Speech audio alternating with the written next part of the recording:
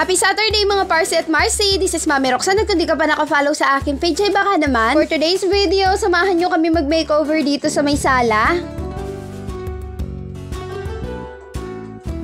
So, eto nga pala yung before nitong dingding namin dito sa may sala. Abay, sa sobrang excited ko nga ay makakalimutan ko pa nga videohan yung before. Kita nyo naman nakapagdikit na nga kaagad ng isang 3D wall panel na PVC. Sa mga magtatanong nga po pala kung magkano nga ba yung bili namin dito, 25 pesos po ang isa at 15 pieces nga po yung in-order ko. At ang size nga po pala nito ay 30 by 30 cm. Gumamit nga po pala kami dito ng No More Nails na pandikit. Sa lahat nga ng kakalimutan orderin yung pandikit pa nga yung makakalimutan ko. Buti na nga lang at meron ditong No More Nails sa pinakamalapit na hardware sa amin. Sabi ko nga sa daddy patry nga ng isa at ako nga magdidikit nito. Para naman kahit papano may ambag nga din sa pagdidikit.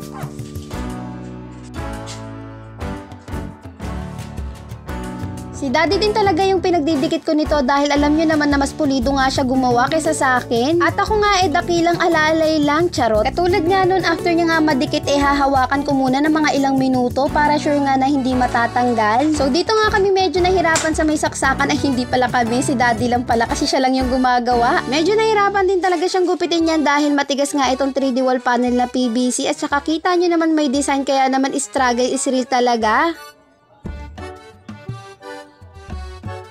Binalik nga muna namin sandali yung TV para nga masukatan na nga rin kung hanggang saan nga yung gugupitin niya. Kaya naman dito nga siya medyo nahirapan at saka natagalan sa may ilalim na part. Expected niya naman na yan kaya yan nga yung huling ginawa niya.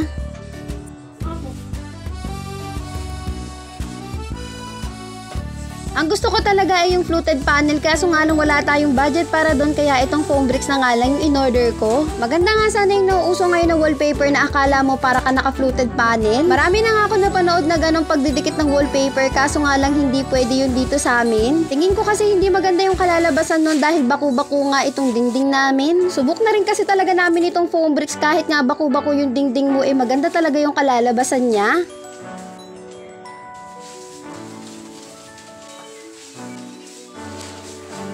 Eto lang din talaga ang ambag ng Marcy Roxanne nyo. Tagahagod nga nitong foam bricks na dinidikit ng daddy. Hindi pa nga ito natatapos dikitan lahat talaga namang nakikita ko na nga yung resulta dahil napakaganda na nga tignan. Hindi na nga kinaya ng oras kaya mamaya na nga lang kami magpipintura. Alam nyo bang nagsimula ang daddy dito ng alas 5 ng hapon pero natapos siya ng alas 11 ng gabi? Kung mapapanood nyo to kala nyo napakadali lang din talaga at napakabilis lang magdikit nito pero kung sa personal po napakatagal po talaga. Ang daddy pa naman pag nagdidikit gusto niya yung pulido talaga at maganda yung pagkakalapat. Abay, tama lang din naman yung ganong mindset. Syempre, gumastos na nga kami at nagpakapagod dito. Talaga namang kailangan ng sulitin.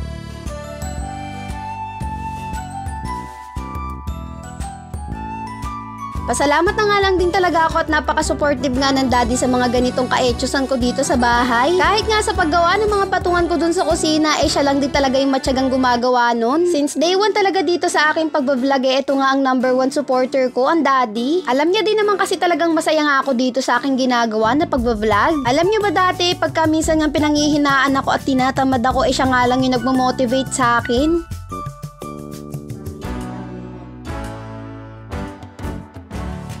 At finally, natapos na nga rin kaming magdikit. Ay, hindi pala ako, ang daddy nga pala. At eto nga yung itsura niyan sa malapitan. O diba, napakaganda, pulidong-pulido talaga yung pagkakadikit. Alam niyo ba, pagkatapos nga ng daddy dito magdikit, napatanong na nga lang ako sa kanya kung pader ba namin to.